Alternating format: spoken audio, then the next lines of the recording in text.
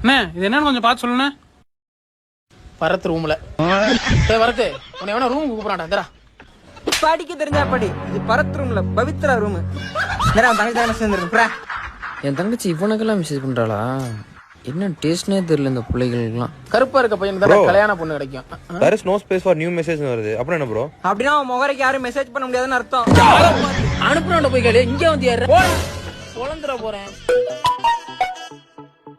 மாப்பிள்ள இந்த மெசேஜ் அடிக்கடி வருது, என்னன்னு பார்த்து சொல்லு.